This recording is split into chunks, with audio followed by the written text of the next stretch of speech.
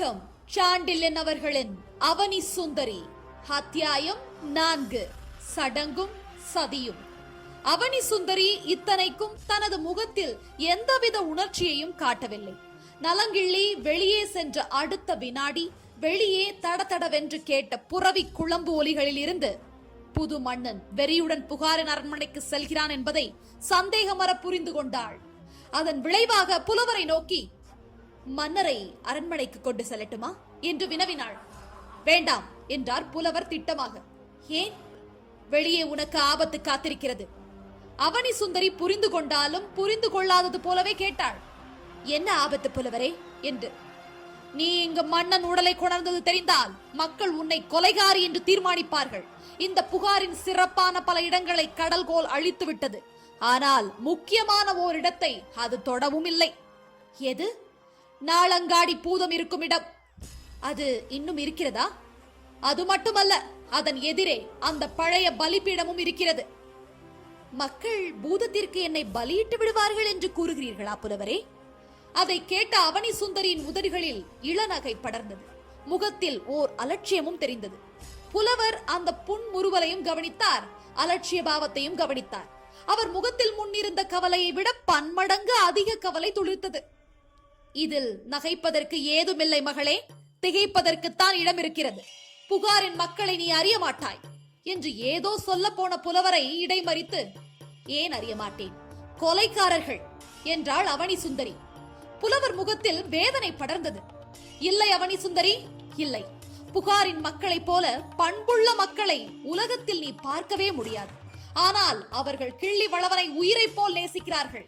அவன் வெற்றியுடன் திரும்பி வருவான் என்று திட்டமாக நம்பி அவனை வரவேற்க ஏற்பாடுகளும் சென்ற 10 நாளாக குதூகலமாக நடந்து வருகின்றன.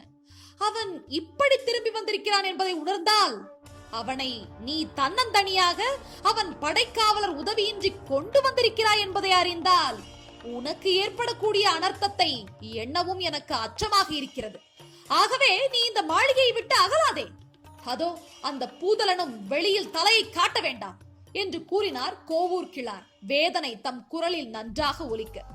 அத்துடன் இல்லாமல் தம் இரு கைகளையும் தட்டி சீடர்கள் இருவரை அழைத்து, இவர்கள் இருவரும் தங்க தனி அறைகளை காட்டுங்கள் என்றும் உத்தரவிட்டார். ஆனால் அவனி சுந்தரி நின்ற இடத்தை விட்டு நகரவில்லை. மன்னவன் சடலம் அரண்மனை செல்ல வேண்டும், அதுவரை இங்கேயே இருக்கிறேன், எனக்கும் வேலை இருக்கிறது என்று மிகுந்த பிடிவாதத்துடன் கூறவும் செய்தார். இப்பொழுது அரண்மனை காவலர் வருவார் என்று எச்சரித்தார் புலவர். வரட்டுமே, அவர்கள் கண்களில் நீ படாதிருப்பது நல்லது. நான் யார் என்பது அவர்களுக்கு எப்படி தெரியும்? புகாரின் காவலரின் கூறிய அறிவை நீ அறிய மாட்டாய் அவனி சுந்தரி. வினாடி நேரத்தில் விஷயங்களை அலசி முடி போடும் திறன் அவர்களுக்கு உண்டு. இருந்தால் என்ன, மன்னன் சடலத்துடன் உன்னையும் அழைத்து செல்லலாம். இது என்ன புது மன்னர் உத்தரவாக இருக்குமோ? அவள் கடைசி கேள்வியில் கேலி தொனித்தது.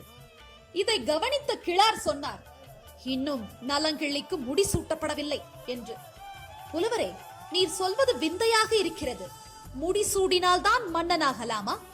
மன்னன் இல்லையேல் இளவல் மன்னன் தானே என்று கேட்டாள் கண்ணரர் இளவரசி. சம்பிரதாயப்படி நீ சொல்வது சரி, ஆனால் சூழ்நிலையை பார் என்று சொன்ன புலவர் திடீரென தமது காதுகளை தீட்டிக் கொண்டு எதையோ உற்று கேட்டார். தூரத்தே டமடமவென ஒற்றை முரசு தனிப்பட ஒலித்தது. ஒற்றை சங்கும் ஊதப்பட்டது. எங்கும் பெரும் கூச்சல் அலைகளையும் மீறி எழுந்தது. புகார் உணர்ந்து விட்டது என்று சொல்லி பெருமூச்சு விட்டார் புலவர். மகளே, நீ உள்ளே சென்றுவிடு என்று கெஞ்சவும் செய்தார். ஆனால் கண்ணர நாட்டு மகள் இருந்த இடத்தை விட்டு நகரவும் மறுத்தாள். புலவரே, குளமுற்றத்தில் நடந்தது என்ன என்பதை நான் உங்களுக்கு இன்னமும் விவரித்து சொல்லவில்லை. அதற்கு இப்பொழுது தேவையும் இல்லை, அவகாசமும் இல்லை. பிறகு சொல்கிறேன். ஆனால் ஒன்று மட்டும் நிச்சயம். இதோ பஞ்சனையில் தூங்கி கிடக்கும் மன்னன் வேண்டுகோள் ஒன்று இருக்கிறது. அவர் இட்ட ஆணை ஒன்று இருக்கிறது. அதை நான் மீற முடியாது. அவர் சடலம் அக்னிக்கு இரையாகும் வரை நான் அவரை விட்டு அகலவே முடியாது. புகார் மக்கள் அல்ல, இந்த நாடே புரண்டு என் மேல் விழுந்தாலும் என்னை சிதைத்தாலும் மன்னரை விட்டு நான் அகல மாட்டேன் என்று திடமாக கூறினாள் அவனி சுந்தரி. அவள் திடம் கிழாருக்கு அச்சத்தின் மேல் அச்சத்தை விளைவிக்கவே அவர் ஏதும் பேச சக்தியற்று நின்றார். மன்னனை எடுத்து செல்ல அரண்மனை காவலர் உப தளபதியின் தலைமையில் உள்ளே வந்தார்கள். அவர்கள் மன்னன் சடலத்தை அணுகும் முன்பு அவனி சுந்தரி அந்த சடலத்தின் அருகில் சென்று நின்று கொண்டு யாரையும் கிட்டே வரவேண்டாம் என்று தன் வலக்கையை உயர்த்தி கம்பீரமாக சைகை செய்தாள். அதை கண்டதும் முன்னால் வந்த உபதளபதி வியப்பும் கோபமும் நிறைந்த விழிகளை அவள் மீது செலுத்தினான். இதற்கு என்ன அர்த்தம் புலவரே என்று புலவரை நோக்கியும் சீறினான். அவனி சுந்தரி எதற்கும் சலிக்காமல் பூதலனை கண்காட்டி அழைத்து, பூதலா, மன்னரை ஜாக்கிரதையாக எடுத்துக்கொள் என்று உத்தரவிட்டார்.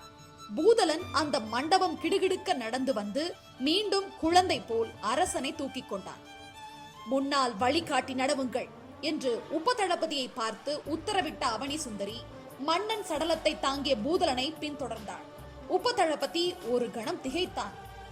வேறொரு நாட்டு பெண் தன்னை உத்தரவிடுவதை பார்த்து பிறகு புலவரை நோக்கினான். அவள் சொற்படி நடக்கும்படி புலவர் கஞ்சாடை காட்டவே உபதளபதி வழிகாட்டி முன் சென்றான்.